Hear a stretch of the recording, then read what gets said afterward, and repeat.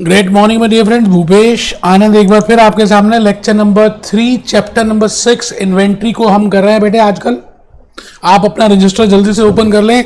मैंने आज बड़ी इंपॉर्टेंट बातें बतानी है that why we have to do adjustment for closing stock in the books of accounts. Chapter 6 है जी inventory.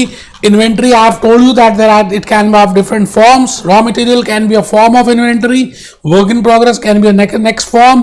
Finished goods, बेटे जो छोले भटूरे आप खाते हो हल्दीराम से, that is a finished good. But जो वो मैदा आया था अभी बोरी में, that is raw material. और जो अभी आटा गूंदकर उसके पेड़े बन गए भटूरे बनाने के लिए, that is work in progress. All are inventory for Haldiram.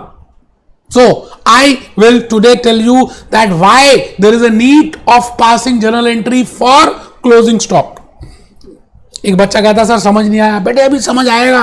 मैं ऐसे लॉजिक्स बताऊंगा, ऐसी बातें बताऊंगा, ऐसे कंसेप्ट बताऊंगा कि उस दुनिया में कोई बता ही नहीं सकता। आप YouTube का लेक्चर किसी को भी कंपेयर कर लेना मेरे लेक्चर से एंड जस्ट फाइंड आउट कि whether the thing which I have told you in so detail क्या बाकी किसी ने भी बताया।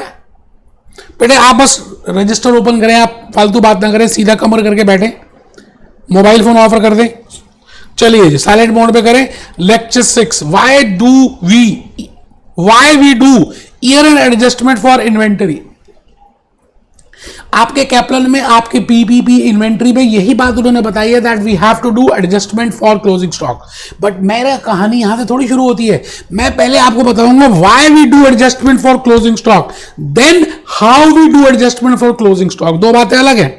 खाली ये करना है, ये क्यों करना है, that you should be very much clear with. तो मैं भूपेश आनंद आज बड़ा इंपॉर्टेंट लॉजिक बताने वाला हूं। आप खुश हो जाएंगे बेटा उस लॉजिक को सुनकर। और क्वेश्चन है why we do year end adjustment for inventory. आपके स्टडी मटेरियल में है, एसीसीए में है how we do, but I will tell you why and then how. दोनों बातें अलग अलग है। मैं अपना लॉजिक, अपनी कहानी शुरू कर रहा हूं। मैं आपसे ये कह रहा हूं कि इन चैप्टर नंबर 3 मैंने आपके साथ किया, चैप्टर नंबर 4 किया, मैंने 20 लेक्चर्स लिए बेटे उसमें। चैप्टर नंबर 1 में I have taken 20 lectures. In chapter number 2 I have delivered 5 और 6 लेक्चर्स। बेटे चैप्टर नंबर 5 में मैंने 7-8 लेक्चर्स डिलीवर किए। मैं अभी आपके साथ जो बात करने वाला हूं वो इस बात करने वाला हूं that in chapter number 3 and chapter number 4 we have done recording of transactions. हमने डबल एंट्री की बातें की, हमने ट्रांजैक्शन को रिकॉर्ड करने की बातें की, और मैंने उसमें आपको बड़ी सारी बातें बताई। जर्नल एंट्रीज पास कैसे करते हैं, how we prepare prime entry books, how we record our transactions, what is the meaning of a transaction, what I mean by a business transaction, what are the different business entity concepts, ये सब बताया बेटे। मैं आगे चल रहा हूं, कहानी को आगे लेके जा रहा हूं। कहानी किस्मत की कुछ आगे जा रही है बेटा। मैं आपसे ये कहता हूं कि आप ये बताइए as per business entity concept, supposingly ये बिजनेस है, इस बिजनेस में जो भी ट्रांजैक्शन होगा आप उसकी एंट्री पास करते हैं। जो भी घटना घटेगी बेटे, जो भी घटना इसमें घटती है आप उसकी जर्नल एंट्री पास कर देते हैं, आप उसको रिकॉर्ड कर देते हैं। एक बच्चा कहता है सर हाँ बिल्कुल ठीक है, आगे बताओ। मैंने आपसे ये कहा कि अगर आपकी बुक्स में, अगर आपने 1000 यूनिट्स बाय किए हैं, परचेजेस किए हैं, if you have purchased 1000 units, तो बेटे एक घटना घटी, आप इसकी एंट्री पास करेंगे। आप क्या करेंगे, डेबिट परचेजेस, क्रेडिट कैश या पेबल्स, कुछ भी। पैसे दे दिए तो कैश, नहीं दिए तो पेबल्स। अज्यूम करते हैं 1000 यूनिट्स। मैं अभी बेटे अमाउंट में कैलकुलेट नहीं कर रहा, एक सेकेंड के लिए कर लेंगे, बात एक ही है। 1000 यूनिट की आपने परचेज की है, ठीक है जी। कस्टमर्स आए, भले दिन आए, आपके शॉप पे कस्टमर्स आए तो आपने बेच दिए। आपने 1000 यूनिट्स नहीं सेल किए, आपने 800 यूनिट सेल किए, तो आपने क्या किया, सेल कर दिए। तो डेबिट क्या करेंगे, कैश में सेल किए तो कैश, नहीं तो रिसीवेबल्स लिख देंगे। क्रेडिट सेल्स, बेटा you have sold 800 units, it means आप जो भी आपकी बुक्स में जो भी घटना घट रही है आप उसकी जर्नल एंट्री पास कर रहे हैं, आप उसको रिकॉर्ड कर रहे हैं। 1000 यूनिट्स परचेज किए, आपने परचेज की एंट्री पास की, करनी भी परचेज की एंट्री थी। 800 यूनिट सेल किए, आपने 800 यूनिट्स की एंट्री पास कर दी, करनी भी सेल की एंट्री थी। बट द पॉइंट इज, वो जो 200 यूनिट अभी भी आपके घर में, आपके स्टोर्स में, आपके वेयर हाउस में पड़े हैं, because we have purchased 1000 units and we have sold 800 units, it means there are still 200 units which are there in my stores, which are there in my, in my stock। उसका क्या करें? सोचिए, जरा सोचिए, तभी तो आपको पता चलेगा कि ट्रायल बैलेंस में कभी भी क्लोजिंग स्टॉक अंदर क्यों नहीं आता, हमेशा बाहर क्यों बैठा रहता है। क्या मनुष्यत है इस क्लोजिंग स्टॉक के साथ? हमेशा आपको बाहर मिलेगा, आपको कभी भी अंदर नहीं मिलता है ट्रायल बैलेंस के। बिकॉज बेटे वो 200 यूनिट अभी जो रह गए, वो जो 200 यूनिट्स अब रह गए, बेटे वो कोई घटना थोड़ी है, वो तो 1000 यूनिट का पार्ट है। मैंने आपको 1000 रुपए दिए कि भैया जाओ आज मजे करो, तो आप गए 1000 रुपए में, आपने कुछ एक्सपेंस किया 800 रुपए का। अच्छा, मैंने 1000 दिए तो आप उसकी एंट्री पास करेंगे cash account debit to you. अच्छा, आपने उसका एक्सपेंस कर दिया, expense account debit to cash. 1000 rupees I have given to you, you have entered for that, and then you did expense, you made an entry for expense also, then what about that 200 rupees which is still there in your pocket? कोई entry नहीं करते बेटे, क्योंकि वो 1000 में already है। तो बेटे आप, क्योंकि वो घटना नहीं है, that is not a transaction, that is a stock which is still there in your stores. So in case of stock, in case of inventory, we always do physical verification। बेटे मेरे वर्ड्स को ध्यान से समझना, मैं कह रहा हूं इन्वेंटरी के केस में हम उसकी फिजिकली वेरीफाई करते हैं, फिजिकली चेक करते हैं कितने नंबर हैं, कितने यूनिट्स हैं, क्या क्वालिटी है। We don't go for we don't go for book entry, and because we don't pass even book entry for that. बेटा वो कोई घटना थोड़ी घटी है, मेरे पास 200 यूनिट का स्टॉक है, 1000 खरीदा था, 800 बेच दिया, 1000 की एंट्री कर दी, 800 की एंट्री कर दी, तो बेटे वो 200 यूनिट को मैं फिजिकली वेरीफाई करूंगा and then I will pass the entry. Hence because of that there is a need for doing adjustment entries for inventory. I repeat, मैंने लॉजिक बताया, लॉजिक एसीसी के कैप्लन बीबीबी में नहीं है। मैं आपको कहना चाहता हूं because of that reason we have to pass adjustment entry for inventory. अब बेटे एडजस्टमेंट एंट्री 2 होंगी हमारी बुक्स में, तो पहले आप रजिस्टर ओपन करिए, फिर मैं बताऊंगा आपको फिर बताऊंगा आप पॉइंट नंबर 2। पहला पॉइंट तो वही था जो मेरी स्टोरी थी, मेरी कहानी। आपको अगर वो नहीं लिखना तो पॉइंट नंबर 1 इसको मान लीजिए, adjustment for recognising opening inventory. बेटा देखो, मैं आपको पहले अपनी स्लाइड्स में अगर दिखाऊं, if I show you my own slides, तो आपको पता चलेगा कि ये देखिए बेटे, हम इस समय ये कर रहे हैं concept number 3, year and inventory adjustments. बेटे इसमें भी और आपके एसीसीए स्लाइड उसमें भी, कैप्लन में भी, only they have given the entries that these will be the entries which we pass for doing adjustment for opening inventory, and this will be the adjustment entry which we will pass for doing adjustment for closing inventory. But the point is why we do this, that Bhupesh Anand will tell you. I think मैंने आपका question का answer कर दिया। एक बच्चा कहता है हमने क्वेश्चन ही नहीं पूछा था। बेटा ये प्यार है, अपने आप ही क्वेश्चन बनाता हूँ, अपने आप ही आंसर दे देता हूँ। Now you are very much clear that why we have to do adjustment entry for inventory. Now the point is how we do. For that I have prepared my own slides. मैंने PPTs बनाई है, hand written slides बनाई है, आपके साथ मोहब्बत की है, so that you can get an idea कि what I want to say. बेटा opening inventory, इन ओपनिंग का मतलब क्या है? जैसे मैंने एग्जांपल दिया था, दूध आपके रेफ्रिजरेटर में है, आप सुबह उठे, you want to feel like having a cup of tea, तो आप उसी मिल्क को ऐड करेंगे ना, फॉर यूज करेंगे ना, for making that cup of tea. तो जो लास्ट डे का था, जो नेक्स्ट पिछले दिन का था, that is the closing balance of milk, that becomes the opening balance of milk for next day. So opening inventory, opening brought forward from the previous accounting year is assumed to have been sold during the current accounting period। बेटा ये assumption है, accounts में हम generally कुछ assume करते हैं, कुछ presume करते हैं कि जो सामान पहले खरीदा था हम उसको ही पहले यूज करेंगे, उसको ही पहले कंज्यूम करेंगे। लॉजिकली भी अगर आप देखें तो this is very silent, very sound. जो मिल्क पहले पड़ा था बेटे उसी को तो हम पहले यूज करेंगे। ऐसा थोड़ी नया मिल्क आएगा उसको पहले गर्म करेंगे, उसकी चाय बनाएंगे। No, nothing like that. So we always assume that those goods which are purchased firstly, we will consume them firstly. So that is named as FIFO. तो अभी हम लिखेंगे, अभी ये तो स्लाइड्स आपके पास आई, तो मैंने आपको अभी ये बताया कि एंट्री पास क्यों करते हैं। अब एंट्री क्या पास करते हैं उसका लॉजिक भी तो समझ लो, फिर लिखेंगे ना इसको। तो आइए सर, पहले आप मेरी हैंड रिटन स्लाइड्स में आ जाइए।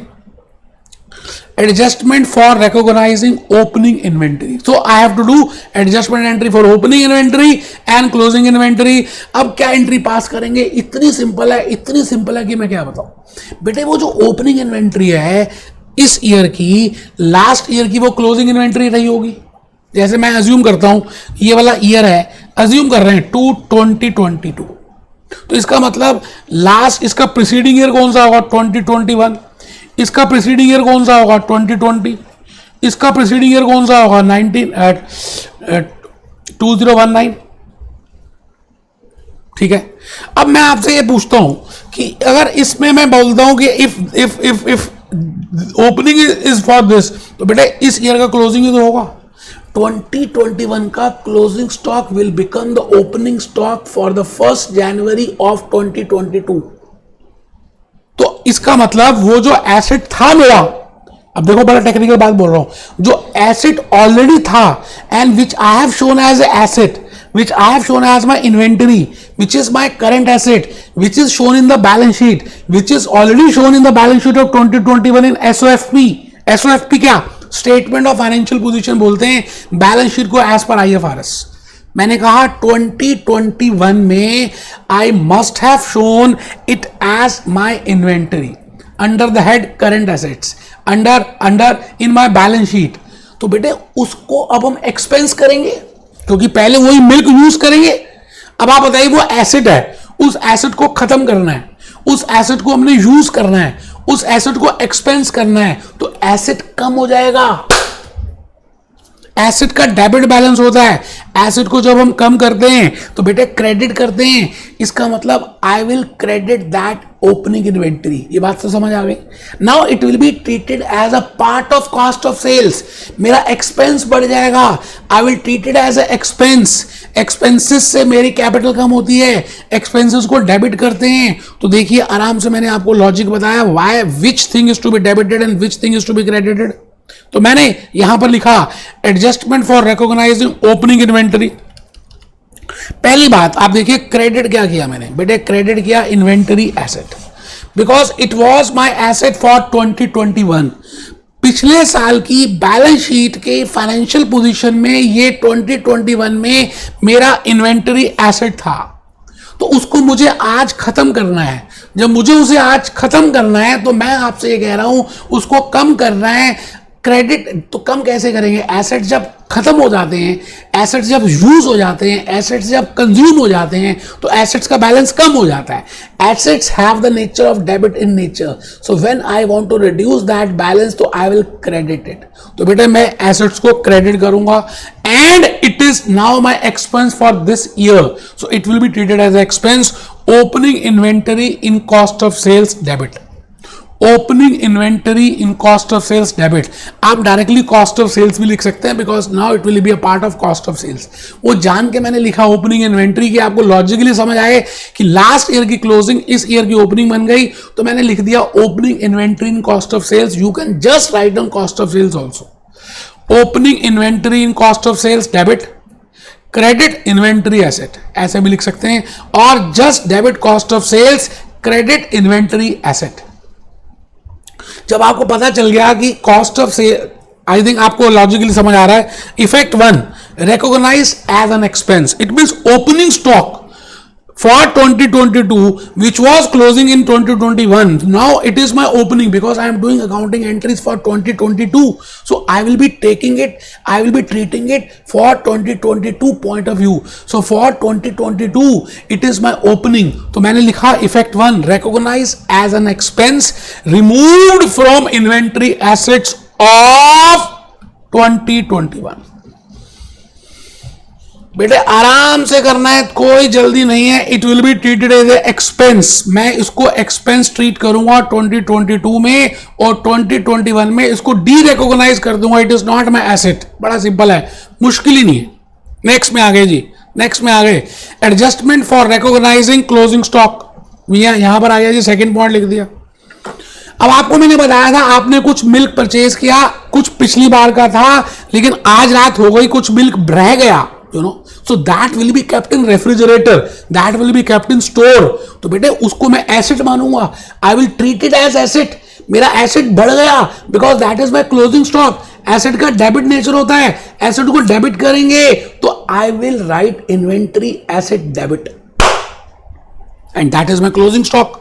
बेटे ये क्लोजिंग स्टॉक है, ये क्लोजिंग स्टॉक है, ये क्लोजिंग स्टॉक है। तो इन्वेंट्री एसेट को डेबिट करेंगे because we have to create that asset because that inventory is still in my stores. So my balance of asset will increase and asset are debit nature. So मैं debit क्या कर रहा हूं, inventory asset. अब बेटे ये already ना cost of sales में इंक्लूडेड था, कॉस्ट ऑफ सेल्स में इंक्लूडेड था क्योंकि ओपनिंग प्लस परचेजेस टोटल था। तो मैंने वहां से क्या करूंगा, कम कर दूंगा। It will not be treated as expense, already expense treat हो गया है, तो मैं क्रेडिट करूंगा closing inventory in cost of sales. Because in cost of sales now there are two things, opening inventory plus purchases. Opening और purchases में closing में बैठा हुआ जो अभी यूज नहीं हुआ, तो उसको मैं यहां से कम कर रहा हूं, मैं लेस कर रहा हूं, आजा आजा आजा। तो I will pass an entry for closing stock of inventory. The entry will be inventory asset debit credit closing inventory. बेटे इफेक्ट 1 लिखिए, remove from the purchase cost. बेटे हम इसको परचेज कॉस्ट से कम कर देंगे। तो रिमूव कैसे किया हमने, कॉस्ट ऑफ सेल्स को क्रेडिट कर दिया। Recognise as an asset in SOFP, तो हमने इसको रिकॉग्नाइज कैसे किया, we have debited inventory asset, that is my closing stock. तो आई थिंक आपको बात लॉजिकली समझ आ रही है। पहली बात मैंने आपको बताई why we do adjustment entry, and second I have told you why how we do adjustment entry and what is the logic behind that entry. क्यों डेबिट कर रहे हैं, क्यों क्रेडिट कर रहे हैं। ओपनिंग स्टॉक को why we are crediting it, closing stock को हम एसेट क्रिएट कर रहे हैं, ओपनिंग स्टॉक को डी रिकॉग्नाइज कर रहे हैं। तो एसेट का डेबिट बैलेंस होता है, उसको कम करेंगे। इसी तरह से क्लोजिंग स्टॉक को क्रिएट करना है, रिकॉग्नाइज करना है, तो हम उसको डेबिट करेंगे। आप हमारी बात समझ रहे हैं। तो चलिए सर, मैंने आपके लिए 2 अकाउंट्स प्रिपेयर किए हैं, अभी हमने प्रैक्टिकल क्वेश्चंस कर रहे हैं। बेटे ये 2 अकाउंट्स बड़े प्रीशियस हैं। इन्वेंटरी अकाउंट मैं बताऊंगा कैसे बनाएंगे, and second is cost of sales account. Very easy. Inventory is an asset, सीधी सी बात, inventory asset, inventory is an asset. तो बेटे इन्वेंट्री एसेट अकाउंट प्रिपेयर करें। सबसे पहले ओपनिंग इन्वेंट्री आ जाएगा, ब्रॉड फॉरवर्ड। ओपनिंग इन्वेंट्री पिछली बार का जो हमने भाई अकाउंट बनाते हैं तो 2021 का इस बार 2022 में आ गया, ये 2022 के अकाउंट्स हैं। It means the balance which was closing in 2021 that will become the opening inventory. But the point is वो जो opening inventory है उसको de-recognize करना पड़ेगा, वो मेरा asset नहीं है, consume हो गया है। तो मैं क्या करूंगा, cost of sales debit या opening inventory in cost of sales debit। Credit क्या करेंगे, इन्वेंट्री एसेट। तो बेटे यहां पर चेक करिए, कॉस्ट ऑफ सेल्स आ गया। एंट्री देखिए ना बेटे, एंट्री देखिए, ये देखिए cost of sales debit, credit inventory. आप चेक करिए, मैंने क्रेडिट ही किया इन्वेंट्री को, क्रेडिट इन्वेंट्री और कॉस्ट ऑफ सेल्स में डेबिट किया है। ये देखिए, ये जो मैंने पास किया है, ये मैंने ओपनिंग इन्वेंट्री यहां डेबिट किया और ये कॉस्ट ऑफ सेल्स क्रेडिट किया। ये उस पहली एंट्री की पोस्टिंग आ गई, ओपनिंग इन्वेंट्री की एडजस्टमेंट एंट्री की पोस्टिंग आ गई। एंट्री क्या थी, ओपनिंग इन्वेंटरी या cost of sales debit, inventory credit, cost of sales debit, inventory credit, cost of sales debit, inventory asset credit. Why we are doing it वो मैंने बता दिया, पोस्टिंग कर रहे हैं। ये देखिए, cost of sales debit, inventory credit, cost of sales debit, inventory credit. अब क्लोजिंग स्टॉक की एंट्री क्या होगी, हमने एसेट क्रिएट किया था। आप देखिए, inventory debit, cost of sales credit, inventory debit, cost of sales debit, credit. तो बेटे आपको ये पता चल गया कि आपको डेबिट क्या करना है, इन्वेंट्री को डेबिट करना है। आप चेक करिए, इन्वेंट्री को डेबिट कर रहे हैं। ये मैं दूसरा रंग ले रहा हूं जिससे आपको कलर समझ आ जाए। ये कॉस्ट ऑफ सेल्स है और ये क्लोजिंग स्टॉक है। चेक करिए,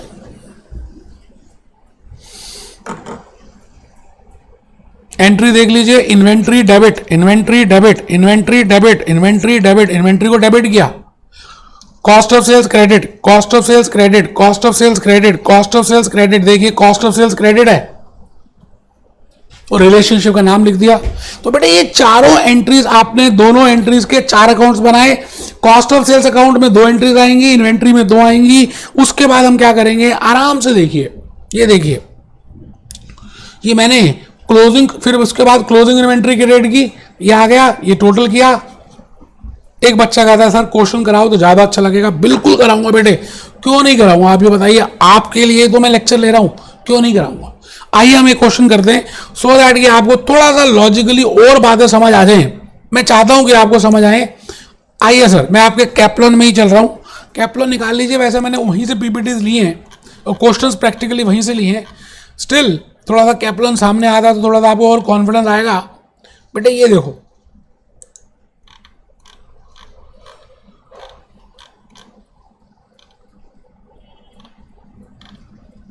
इलस्ट्रेशन कर लेते हैं बेटा पहले तो। ये तो कर चुके हैं, फर्स्ट इलस्ट्रेशन देखते हैं। ये नहीं बेटा illustration,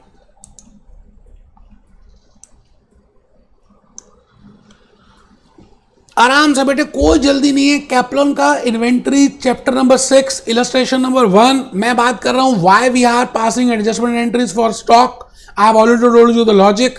Now I am doing the practical part, that how we will be doing the adjustment entry.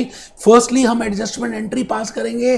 adjustment entry के बाद हम cost of sales account और inventory account बनाएंगे, so that हमें clarity होगी हम posting कैसे कर रहे हैं। बड़ी सिंपल सी बात है ये। दो एडजस्टमेंट एंट्रीज पास होंगी, एक ओपनिंग स्टॉक के लिए, एक क्लोजिंग स्टॉक के लिए। ओपनिंग स्टॉक का एसेट डी रिकॉग्नाइज करना है, क्लोजिंग स्टॉक का एसेट रिकॉग्नाइज करना है। बस सीधी सी बात, इतना ध्यान रख लेंगे तो आपको समझ आ जाएगा। ओपनिंग स्टॉक में इन्वेंट्री एसेट क्रेडिट करेंगे बिकॉज हमने उसको डी रिकॉग्नाइज करना है, और क्लोजिंग एडजस्टमेंट एंट्री में इन्वेंट्री को हम डेबिट करेंगे because we have to recognise it. Entry में बताऊंगा, पहले क्वेश्चन पढ़ लेते हैं। ओपनिंग इन्वेंट्री ऑफ 9500, ठीक है जी। वो कह रहे जी it has a opening inventory of 9500। Okay, it has a opening inventory of 9500, ठीक है जी। इन द बिगिनिंग, ठीक है, in the beginning of the year ended this Peter's opening inventory ledger, ठीक है जी। 1 जनवरी को चेक करिए, 9500 का इन्वेंट्री का ओपनिंग बैलेंस है। बिगिनिंग ऑफ ईयर 2007 क्या हुआ, जनवरी, ओपनिंग बैलेंस है। As the inventory is an asset, this is currently shown as a debit balance and it is shown in the balance sheet, in the inventory, in the asset side, और assets के debit balances होते हैं। At the end of the year, opening inventory must be removed from the assets and expense recognized, because we always assume कि हमने पहले opening inventory को consume किया होगा तो उसको recognize, de-recognize करना है, उसको credit करेंगे। आप चेक करिए, credit कर रहे हैं inventory assets, और कॉस्ट ऑफ सेल्स भाई हमारी कॉस्ट में आएगी तो कॉस्ट ऑफ सेल्स को डेबिट कर रहे हैं। बेटा यही बात मैंने बताई थी। अब आप इसका अगर अकाउंट बनाना चाहें तो ये तो ओपनिंग है, ठीक है जी, इसकी पोस्टिंग करें तो कॉस्ट ऑफ सेल्स में डेबिट कर रहे हैं, कॉस्ट ऑफ सेल्स में डेबिट कर रहे हैं। देखिए कॉस्ट ऑफ सेल्स में डेबिट कर रहे हैं। एंट्री को देखिए, एंट्री में कॉस्ट ऑफ सेल्स डेबिट है, कॉस्ट ऑफ सेल्स डेबिट है। क्रेडिट इन्वेंट्री है, ये देखिए ये इन्वेंट्री क्रेडिट कर दिया। ये मैंने आराम से आपके सामने रिलेशनशिप बताई है, उस एंट्री की पोस्टिंग है। तो आप देखिए ओपनिंग इन्वेंट्री बैलेंस या इन्वेंट्री खत्म ही हो गया, चांस की बात है, इसमें क्लोजिंग स्टॉक नहीं है। एंड इफ ऊपर नहीं, परचेजेस 1,50,000 की है, ठीक है। तो आप ये समझ लीजिए the next the closing inventory is 7500 and recognise. इसको अब उन्होंने कहा 7500 इज अ क्लोजिंग स्टॉक, उसको रिकॉग्नाइज करेंगे तो inventory asset debit, credit cost of sales. तो inventory asset debit, credit cost of sales. आपने एक बात समझनी है, जब क्रिएट करना है तो एसेट क्रिएट करना है, एसेट डेबिट बैलेंस होता है, उसको डेबिट करेंगे। ओपनिंग स्टॉक में एसेट को क्रेडिट करेंगे क्योंकि हमें डी रिकॉग्नाइज करना है, इसकी पोस्टिंग कर देते हैं। आफ्टर दिस ये तो समझ आ ही गया था 9500 उसके बाद ये भी 9500 समझ आ गया था। अच्छा परचेजेस की, तो परचेजेस की तो कॉस्ट ऑफ सेल्स हमारी इंक्रीज हो रही है, ठीक है जी। क्लोजिंग स्टॉक कितना है बेटे, क्लोजिंग स्टॉक की एंट्री क्या किया आपने, क्लोजिंग स्टॉक में इन्वेंट्री डेबिट 7500, इन्वेंट्री डेबिट, तो इन्वेंट्री अकाउंट में डेबिट कर दिया, cost of sales credit, cost of sales credit, cost of sales को क्रेडिट कर दिया। आप देखिए inventory debit cost of sales credit, inventory debit cost of sales credit. अब आप इन्वेंट्री अकाउंट को क्लोज भी करना सीख ले। 9500 7500 के समझ आ गया, ये समझ आ गया बेटे, ये तो ऑलरेडी 9500 हमारे पास पता ही था। उसके बाद कॉस्ट ऑफ सेल्स में ये एंट्री समझ आ गई, ये आ गई, ये बेटे क्लोजिंग स्टॉक है, this will be balancing figure. बेटे सिंपल सिंपल से अकाउंट है, कुछ मुश्किल है नहीं, आपको बस पहले जर्नल एंट्री पास करनी है और उस जर्नल एंट्री के बाद उसकी पोस्टिंग करनी है। आइए हम एक क्वेश्चन और करके देख लें, थोड़ा सा आपको और कॉन्फिडेंस आ जाए। Test your understanding part 2। चलिए, the trading position of a simple cash base for the first week is this, capital introduced by the owner, purchases for cash, sales for cash, at the end of the week the goods which had cost 300 remaining in inventory, write the ledger account for the first week and prepare a vertical statement of profit and loss, clearly show the closing inventory asset that should be shown on the statement of financial position. You will need to set up 2 inventory T accounts, one for inventory asset and one for inventory within cost of sales। ठीक है, बड़ा simple है sir, मैं सारा करके दिखाऊंगा, आप एक बार क्वेश्चन और पढ़ लीजिए बस, बिल्कुल आराम से, बिल्कुल स्लोली पढ़ रहे हैं, कोई जल्दी है नहीं, मैं कराऊंगा बस सर, भूपेश आनंद कराएगा, आपको टेंशन लेते हो। एक बच्चा कह रहा है सब बहुत बड़ा है, क्या हो गया फिर, मैं कराने वाला हूं ना, आपको जो कहना है बस वो कीजिए।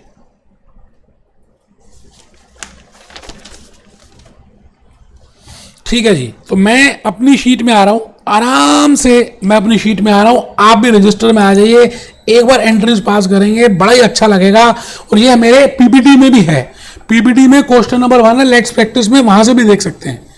तो फर्स्ट ट्रांजैक्शन है capital introduced by the owner, ठीक है जी। तो डेबिट कैश, क्रेडिट कैपिटल, आराम से 1000 purchases for cash, debit purchases, बेटे अब सब बता चुका हूं डेबिट क्यों करते हैं क्या है, तो इसलिए मैं थोड़ा सा सीधे चल रहा हूं। क्रेडिट कैश 800, पहले पैसे आ गए फिर हमने परचेज कर दी, ठीक है, मैं एंट्रीज पास कर रहा हूं कि आपको लॉजिकली ज्यादा समझ आए। Sales for cash, debit cash, credit sales 900, आराम से, कोई जल्दी नहीं है जी। पहले बताओ 3 एंट्री तो सिंपल सी थी, अकाउंटिंग इक्वेशन में हमने की हुई है। At the end of the week $300 worth remaining in inventory, तो इस इन्वेंट्री में $300 के वर्थ की हमारे पास फिजिकल वेरिफिकेशन के बाद पता चला, इसकी एडजस्टमेंट एंट्री पास कर देते हैं, इसको हम एसेट क्रिएट करते हैं, debit inventory asset because this is closing, and credit is cost of sales, क्योंकि वो ऑलरेडी कॉस्ट ऑफ सेल्स में आ गया होगा इसलिए उसको क्रेडिट कर देते हैं। तो मैंने 4th एंट्री भी पास कर दी। आराम से ट्रांजैक्शन पढ़नी है, घटना पढ़नी है, घटनाएं होनी है, उसको घटित करके एंट्रीज पास करें। 4 एंट्रीज हो गई। With write the ledger account for the first week and prepare a vertical statement of profit and loss, ठीक है। तो हम क्या करेंगे, वर्टिकल स्टेटमेंट भी बनाएंगे और लेजर अकाउंट भी बनाएंगे। वर्टिकल स्टेटमेंट तो आप सभी को मैंने लास्ट लेक्चर में भी बताई थी बेटे। हम यहां पे क्या करते हैं, सेल्स लिखते हैं, जिसको आप रेवेन्यू भी कह सकते हैं, ठीक है। इसमें 2 कॉलम्स बनाते हैं, ठीक है। सेल्स को हम आउटर कॉलम में लिखेंगे, ठीक है जी। इसके बाद हम लेस क्या करते हैं, कॉस्ट ऑफ सेल्स। अच्छा, कॉस्ट ऑफ सेल्स हम डायरेक्टली इन्वेंट्री इक्वेशन से भी कैलकुलेट कर सकते हैं, और we can prepare account also, क्योंकि वो अकाउंट की बात कर रहा है तो मैं अकाउंट भी बना ही देता हूं, तो ज़्यादा आपको लॉजिकली बात समझ आएगी। तो मैंने यहाँ पर इन्वेंटरी अकाउंट भी प्रिपेयर कर दिया और कॉस्ट ऑफ सेल्स अकाउंट भी प्रिपेयर कर दिया बेटे। चारों एंट्रीज की अब हम पोस्टिंग कर देंगे। और एक कैपिटल अकाउंट वैसे बना सकते हैं, उसने बोला नहीं है फिर भी, क्योंकि वो एंट्री में है तो मैं उसको भी बना दूंगा। आप आराम से देखिए, पहला कैश है। अच्छा, तो बेटा कैश अकाउंट भी एक प्रिपेयर कर देते हैं। चारों के मैंने पहले छोटे छोटे अकाउंट के फॉर्मेट बना दिए। फर्स्ट एंट्री देखिए जी क्या है, cash to capital, cash debit, cash debit, cash debit, cash debit, cash debit, cash debit to capital. तो 1000 यहां पर आएगा, कैपिटल के यहां पर आएगा, यहां पर कैपिटल लिखेंगे, यहां पर कैपिटल लिखेंगे और यहां पर कैश लिखेंगे। आराम से देखिए, कोई जल्दी थोड़ी है। Next entry, purchases to cash, purchases debit cash credit, purchases debit cash credit, purchases debit cash credit. तो परचेजेस डेबिट है तो मैं परचेजेस यहां लिख रहा हूं बेटे, परचेजेस की जगह हम परचेजेस कॉस्ट ऑफ सेल्स भी लिखते हैं, परचेजेस डेबिट या cost of sales debit cash. ठीक है जी, कितने की है 800, ये 800 आ गया, ये बेटे कैश यहां पर आ गया 800 और मैंने यहां पे लिख दिया परचेजेस या कॉस्ट ऑफ सेल्स भी लिख सकते हैं। ठीक है जी। थर्ड एंट्री है cash debit sales credit, cash debit sales credit. तो कैश डेबिट आपने 900 की गुड्स को यहां पर सेल कर दिया और सेल्स अकाउंट भी लिखना चाहिए था, मैंने नहीं लिखा तो आप यहां पर सीधा लिख देता हूं 900, मैंने अकाउंट ही बनाया तो 900 यहां लिख देते हैं। ये चलिए अकाउंट बनाना तो बना सकते हैं, आप नाराज मत हो, सेल्स अकाउंट भी बना सकते हैं और सेल्स अकाउंट में 900 हम क्रेडिट कर देंगे। लीजिए मैंने उसका भी अकाउंट बना दिया और यहां से रबी कर दिया, फिर अभी बताऊंगा कैसे ट्रांसफर होगा तो फिर आएगा। ठीक है जी। अब हम आ रहे हैं next, inventory asset debit cost of sales credit, inventory asset debit cost of sales credit, inventory asset debit cost of sales credit. तो कॉस्ट ऑफ सेल्स को 300 तो यहां क्रेडिट कर दे। अच्छा, ओपनिंग इन्वेंट्री तो कुछ आई नहीं रही, अब ये जो 300 है इसको एसेट क्रिएट करें, ये 300 यहां पर आ गया। बेटा एंट्री क्या हुई, inventory asset debit, debit inventory asset credit cost of sales, debit inventory asset credit cost of sales. मैंने ऑलरेडी लिखी हुई एंट्री, तो इन्वेंट्री में डेबिट, कॉस्ट ऑफ सेल्स में क्रेडिट। ठीक है जी, यहां तक हो गई सबकी पोस्टिंग। अब देखिए यहां पर मैं टोटल कर रहा हूं, ये भी टोटल कर दिया, ये आ गया जी बैलेंस कैरिड फॉरवर्ड 300, ये जाएगा बैलेंस शीट में। कॉस्ट ऑफ सेल्स का डिफरेंस देखें तो ये बेटे 500 जाएगा स्टेटमेंट प्रॉफिट एंड लॉस में, ये बैलेंसिंग फिगर है, statement of profit and loss balancing figure. तो 500 मैं ऊपर लिख देता हूं बेटे, ये रहा 500, अब सीधा यहां लिख देते हैं। उसके बाद है जी कैपिटल, ये कैपिटल का टोटल कर लेते हैं, 1000 यहां पर आ गया, वैसे उसने बोला नहीं था, फिर स्टिल मैंने लिखा है, तो बैलेंस कैरिड फॉरवर्ड ये बैलेंस शीट में चला जाएगा। 900 ये कैश अकाउंट का टोटल भी उसने बोला नहीं था, फिर भी अपने किया 1900 और ये बेटा 1100 बैलेंस शीट में चला जाएगा। सेल्स चेक करिए, सेल्स 900 की थी टू प्रॉफिट एंड लॉस, 900 वहां पे ट्रांसफर कर दिया, तो बेटा ये 900 आ गया और ये ग्रॉस प्रॉफिट आ गया 400। यही आंसर है, आप देख लीजिए मेरी शीट में आपको जो मैंने आपको पीबीडीज दी हैं या आपके पास कैप्लन है तो आप डायरेक्टली देख सकते हैं, कोई मुश्किल वाली बात ही नहीं है जी। ये देखो मेरी पीपीटी में देख लो ना भैया, ये देखो जी